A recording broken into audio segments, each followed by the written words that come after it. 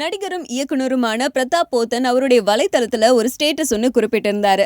அந்த ஸ்டேட்டஸ்ல நடிகர் ஜெயராமனுடைய பெயரை நேரடியா பதிவிடாம மறைமுகமான சில இன்ஃபர்மேஷன்ஸை வச்சு அது ஜெயராம் தான் அப்படின்னு மக்கள் தெரிஞ்சுக்கிற மாதிரியும், அதுக்கப்புறம் அவரை கொஞ்சம் திட்டுற மாதிரியும் அறிவுரை சொல்ற மாதிரியும் அந்த ஸ்டேட்டஸ் அப்படியே போச்சு. அதாவது எப்படி மனிதனா இருக்கணும் அப்படிங்கறத புத்தகங்களை பார்த்து படிச்சாச்சும் தெரிஞ்சுக்கோங்க அப்படிங்கிற மாதிரி சொல்லியிருந்தாரு. அது ஏன் அப்படின்னா, தன்னுடைய அண்ணனால அறிமுகப்படுத்தப்பட்டவர் அந்த நடிகர் மிமிக்ரி அப்படிங்கிற ஒரு விஷயத்தை வச்சுக்கிட்டு சினிமா இண்டஸ்ட்ரியில இவ்வளவு காலம் இருந்தாரு. பத்மஸ்ரீ அவார்ட் கூட வாங்கியிருந்தாரு. ஆனா அது கூட நடிப்புக்காக கிடையாது, தன்னுடைய செல்வாக்க பயன்படுத்தி அப்படின்னு சொல்லியிருந்தாரு.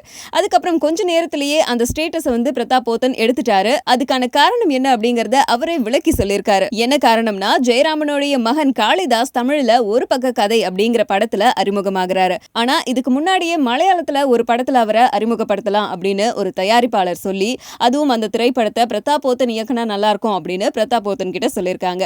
அதுக்கு பிரதாப் என்ன சொல்லியிருக்காருன்னா, ஜெயராம் கிட்ட அந்த படத்துடைய கதையை அனுப்பி வைக்கட்டுமா அப்படின்னு கேட்டிருக்காரு. ஆனா அதுக்கு ஜெயராமன் தன்னுடைய மகன் இன்னும் ஒரு வருஷத்துக்கு தமிழ்ல ரொம்ப பிஸி அப்படின்னு சொல்லிட்டு அதை மறுத்துட்டாராம். ஸோ அதனுடைய கோபத்துடைய வெளிப்பாடு தான் இப்படிப்பட்ட ஒரு ஸ்டேட்டஸை போட்டதுக்கு காரணம் அப்படின்னு சொல்லியிருக்காரு. இந்த ஸ்டேட்டஸை அழிச்சதுக்கு காரணம் தன்னுடைய விருப்பமே தவிர ஜெயராமோட ரசிகர்களுக்கு பயந்து இல்ல அப்படிங்கறதையும் தெளிவா சொல்லியிருக்காரு. இப்போ கூட ஞாபகம் இருக்கு, ஜோ ஒரு +2 பொண்ணு மாதிரி டெய்லியும் நைட் உட்காந்து டயலாக்ஸ்லாம் படிச்சுட்டு இருந்தது.